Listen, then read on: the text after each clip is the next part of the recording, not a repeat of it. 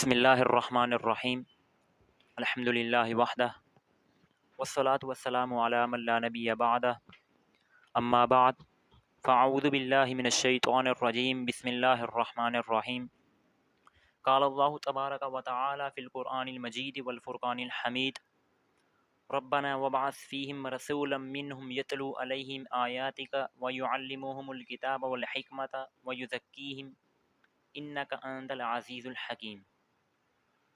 امید کرتا ہوں کہ سب بھائی، سب دوست، سب احباب خیر و عافیت سے ہوں گے۔ میں نے آپ کے سامنے قرآن مجید کی آیت تلاوت کی، سورہ بقرہ کی آیت ہے، پہلے سپارے کے بالکل آخر میں آیت آتی ہے۔ اس آیت کے اندر اللہ رب العزت کی ذات عالی نے انبیاء علیہم السلام کی بعثت کے مقاصد کو بیان کیا ہے کہ نبی علیہ السلام کی بعثت کا مقصد کیا تھا، کہ اللہ رب العزت کی ذات عالی نے نبی صلی اللہ علیہ وسلم کو نبی بنا کر کیوں بھیجا۔ اس آیت کے اندر اللہ رب العزت کی ذات عالی نے نبی صلی اللہ علیہ وسلم کی بعثت کے 4 مقاصد بیان کیے ہیں۔ اللہ رب العزت کی ذات عالی نے انبیاء علیہم السلام کو لوگوں کی ہدایت کے لیے، لوگوں کی کامیابی کے لیے اور لوگوں کی رشد و ہدایت اور فلاح و بہبود کے لیے بھیجا ہے۔ اسی کا مقصد اسی آیت میں ہے۔ اللہ رب العزت کیا فرما رہے ہیں؟ ربنا وبعث فیہم رسولا منہم، اے ہمارے رب آپ بھیج دیجئے ان میں ایک ایسے رسول کو کہ جو انہی میں سے ہو۔ اس آیت کا یہ والا جز نبی صلی اللہ علیہ وسلم کی بشریت کا تقاضا کرتا ہے، اور آگے کیا ہے؟ یتلو علیہم آیاتک، ایسا رسول بھیجیں کہ جو آپ کی آیات یعنی آپ کے کلام پاک کی آیات ان لوگوں کو پڑھ پڑھ کر سنائے۔ وَيُعَلِّمُهُمُ الْكِتَابَ، اور کتاب اللہ کی تعلیم ان کو دے، والحکمت، اور علم حکمت ان کو سکھائے، وَيُزَكِّيهِمْ، اور ان کا تزکیہ نفس کر دے۔ یہ 4 مقصد اللہ رب العزت کی ذات عالی نے اس آیت کے اندر بیان کیے کہ نبی صلی اللہ علیہ وسلم کی بعثت کا مقصد کیا تھا۔ نبی صلی اللہ علیہ وسلم یتلو علیہم آیاتک، کہ اللہ رب العزت کے کلام پاک کی آیات پڑھ کر لوگوں کو سنائیں گے۔ اور کلام سے کون سا کلام مراد ہے؟ قرآن مجید ہے۔ اور قرآن کہتے کسے ہیں؟ قرآن کس چیز کا نام ہے؟ میں آپ کو یہ بتاتا ہوں کہ قرآن لغت میں معنی آتا ہے قرات، اور قرات کا معنی ہوتا ہے بار بار پڑھی جانے والی کتاب۔ تو قرآن کا معنی ہوا لغوی کہ قرآن کیا ہے؟ بار بار پڑھی جانے والی کتاب ہے۔ اور قرآن کے اصطلاحی معنی کیا ہیں؟ قرآن کی اصطلاحی معنی یہ ہے کہ القرآن المنزل علی الرسول صلی اللہ علیہ وسلم، المکتوب فی المصاحف، المنقول عن الرسول صلی اللہ علیہ وسلم نقلا متواترا بلا شبہات، کہ قرآن ایک ایسی کتاب ہے، قرآن ایک ایسی کتاب ہے جس کو نبی صلی اللہ علیہ وسلم پر نازل کیا گیا ہے۔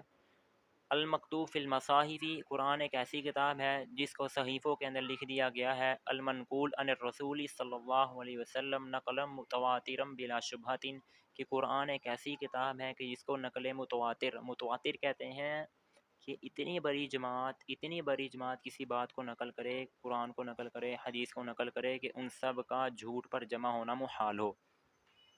المنقول عن الرسول صلی اللہ علیہ وسلم نقلا متواترا بلا شبہات، کہ قرآن وہ کتاب ہے کہ جس کو نبی صلی اللہ علیہ وسلم سے نقل متواتر نقل کیا گیا ہے، بلا شبہات، کہ ایسی کتاب ہے جس کے اندر کسی قسم کا شک نہیں ہے، کسی قسم کے شبہات نہیں ہیں۔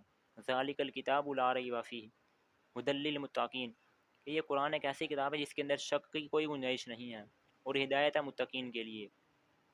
اللہ رب العزت نے اس آیت کے اندر نبی صلی اللہ علیہ وسلم کی بعثت کے 4 مقاصد کو واضح طور پر بیان کر دیا ہے، اور اللہ رب العزت نے نبی علیہ السلام کو خود مخاطب کیا۔ سورہ ہود کے اندر 12ویں پارے کے بالکل اخیر میں اللہ رب العزت فرماتے ہیں فاستقم کما امرت، اے نبی آپ استقامت اختیار کیجیے جیسا کہ آپ کو حکم دیا گیا ہے۔ استقامت کسے کہتے ہیں؟ استقامت کہتے ہیں کہ کسی بھی معاملے پر سیدھا کھڑا ہو جانا، یعنی عقائد میں، اعتقادات میں، ایمان میں، احکامات میں، اور اسی کے ساتھ ساتھ اللہ رب العزت کی ذات عالی اور صفات عالی میں، اور نبی علیہ السلام کی ذات اور صفات اور احکامات نبوت کی محبت میں ایسے کام کرنا، ایسے اپنی زندگی کو کر دینا کہ جیسا کہ نبی علیہ الصلوۃ والسلام نے کیا، جیسا نبی علیہ الصلوۃ والسلام کے بعد کے صحابہ نے کیا، صحابہ کے بعد تابعین نے کیا، تبع تابعین نے کیا۔ اللہ رب العزت کی اسی وجہ میں کیا ہے کہ نبی علیہ الصلوۃ والسلام نے کیا کیا ہے، اپنے نفس پر قابو پایا اور اللہ رب العزت کی ذات عالی کے احکامات پر عمل کیا۔ اسی کا تحت ہے کہ بھئی اللہ رب العزت کی ذات عالی کی صفات میں اور اللہ رب العزت کی ذات میں اور اللہ رب العزت کے نے جو احکامات نبی صلی اللہ علیہ وسلم کو دے کر بھیجا ہے، ان میں ذرہ برابر بھی کمی اور زیادتی کی کوئی گنجائش نہیں ہے۔ اسی کے ساتھ ساتھ نبی صلی اللہ علیہ وسلم بھی جن احکامات کو لے کر آئے ہیں، ان احکامات میں بھی اور نبی علیہ الصلوۃ والسلام کی ذات میں بھی، نبی علیہ الصلوۃ والسلام کی صفات میں بھی کسی بھی قسم کی کوئی گنجائش نہیں ہے، نہ زیادتی کی گنجائش ہے اور نہ کمی کی گنجائش ہے۔ اور جو شخص اللہ رب العزت کی ذات عالی کی صفات میں اور احکامات میں اور اللہ رب العزت نے جس شریعت کو نبی علیہ الصلوۃ والسلام کے ہاں دے کر بھیجا ہے، اس کے اندر کوئی کمی کرے گا، کوئی اگر زیادتی کرے گا تو اس سے اس کے ایمان کا خطرہ ہے۔ اور اگر کوئی شخص نبی علیہ الصلوۃ والسلام کی ذات و صفات میں اور قرآن کے احکامات میں اور حدیث پاک میں اور صحابہ کے اقوال میں، افعال میں، ان کی زندگی میں کوئی بھی کمی کرے گا یا کوئی بھی زیادتی کرے گا تو اس کا کیا بنے گا؟ کمی کرنے والا شخص گمراہی میں جائے گا۔ اور جو شخص نبی علیہ الصلوۃ والسلام کی ذات و صفات میں اور احکامات کے اندر اگر کوئی شخص زیادتی کرے گا تو وہ بدعت ہے۔ اور بدعت کسے کہتے ہیں؟ بدعت کے لغوی معنی ہوتے ہیں نئی چیز دین میں ایجاد کرنا۔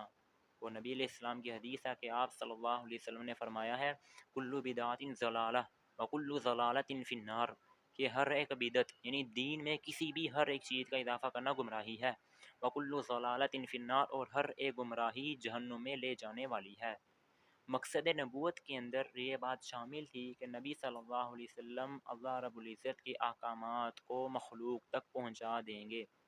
یا ایھا الرسول بلغ ما انزل الیک من ربک، اے نبی، اے رسول، بلغ ما انزل الیک من ربک، آپ پہنچا دیجئے وہ چیز کہ جو آپ کے رب کی طرف سے آپ پر نازل کی گئی ہے۔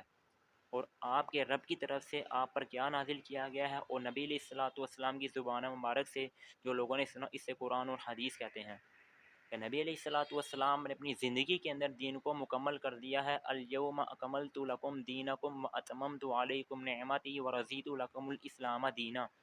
نبی علیہ السلام نے فرمایا کہ آج کے دن میں نے تمہارے لیے دین کو مکمل کر دیا ہے اور تمہارے لیے دین اسلام کو پسند کر دیا ہے۔ نبی علیہ الصلوۃ والسلام کے بعد دین میں کسی بھی قسم کی کمی کرنا یا دین میں کسی بھی قسم کی زیادتی کرنا یہ قرآن کے مخالف ہے، احادیث کے مخالف ہے، صحابہ کے اقوال اور صحابہ کی زندگی کے اور نبی علیہ الصلوۃ والسلام کی سنت کے مخالف ہے۔ اللہ تعالیٰ سے دعا ہے، اللہ تعالیٰ سے دعا کرتا ہوں کہ اللہ تعالیٰ ہمیں بھی، مجھے بھی اور آپ سب کو بھی جو میں نے کہا ہے سنا اس پر عمل کرنے کی توفیق عطا فرمائے، اور نبی علیہ الصلوۃ والسلام کی سنت کو اپنانے کی توفیق عطا فرمائے اور قرآن مجید کے احکامات پر عمل کرنے کی توفیق عطا فرمائے۔ وآخر دعوانا ان الحمد للہ رب العالمین۔